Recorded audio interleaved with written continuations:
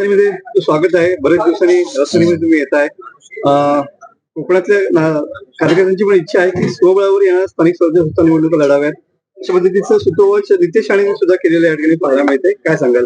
नाही, आता सर्व ज्या निवडणुका होणार आहेत त्या महायुती म्हणून लढण्याचा मानस त्या ठिकाणी निश्चितच आहे.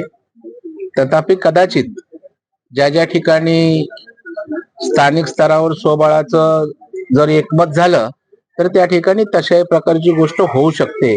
परंतु आजच्या तारखेला तरी या ठिकाणी अजितदादा, एकनाथ शिंदे साहेब आणि देवेंद्रजी अशा आमच्या तिन्ही पक्षाच्या नेतृत्वाखाली एकत्रितच निवडणूक लढण्याचं सध्या तरी आहे.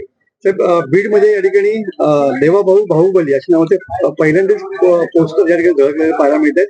ज्या पद्धतीनं मराठा आरक्षणाला GR या ठिकाणी काढला गेला, बीड मध्ये खऱ्या अर्थानं एक वेगळं चित्र या ठिकाणी पाहायला मिळतं. सुरेश दसांचा पण फोटो याच्यावरती आहे आणि लढाई आपण जिंकलो अशा पद्धतीचा आशय याच्यामध्ये पाहायला मिळतोय.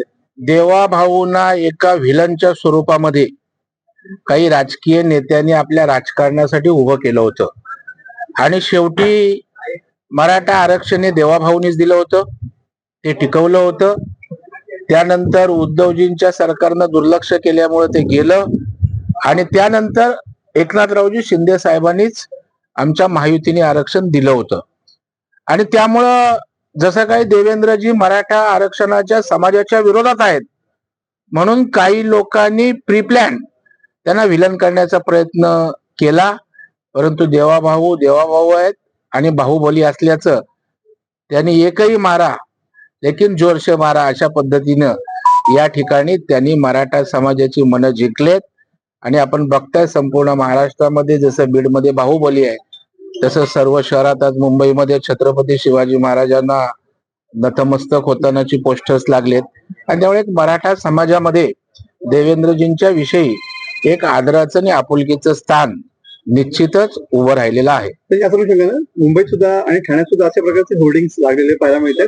पण खऱ्यात कॅम्पेनिंग भाजपकडून सुरू झालेलं आहे. पण शिंदे साहेब असं म्हणतात की आम्हाला कॅम्पेनिंगची गरज नाही, आम्ही आमच्या विकासाच्या दरावरती. असं कुठे फोटो टाकून कॅम्पेन होत नसतं. हे उत्स्फूर्तपणे त्या ठिकाणी त्या समाजाच्या भावना आहेत. जसं आता बाहुबली बोललेत, हे थोडं आम्ही काय सांगायला गेलो. आज मुंबईत त्या ठिकाणी उत्स्फूर्तपणे होर्डिंग्स लागलेत महाराजांना अभिवादन करताना, हे थोडं आम्ही पक्षाने लावलेले आहेत.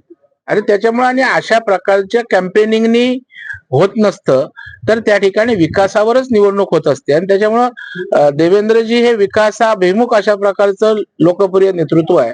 आणि त्याच्यामुळे महायुतीला विकास करत असल्यामुळे अशा वेगळ्या कॅम्पेनिंगची आवश्यकता नाहीये. हा उत्स्फूर्त मराठा समाजाचा ज्या काही भावना होत्या त्या वेगवेगळ्या स्तरावरून प्रदर्शित झाल्या. सचिन अहिरे असं म्हणालेलं आहे की आता गणेशोत्सवाला पितृपक्ष लागेल, त्यानंतर दसरा मेळावा येईल. त्या दसरा मेळाव्या दरम्यान दोन भाऊ एकत्र येतील की नाही हे सांगता येत नाही, पण एक नवी दिशा नक्कीच मिळेल असं त्यांनी म्हटलंय. दसरा मेळावा येतो, दसरा मेळावा त्यांची जी काही दशा झालेली आहे त्यातनं बाहेर येऊन त्यांना दिशा मिळावी अशी आम्ही सदिच्छा व्यक्त करतो.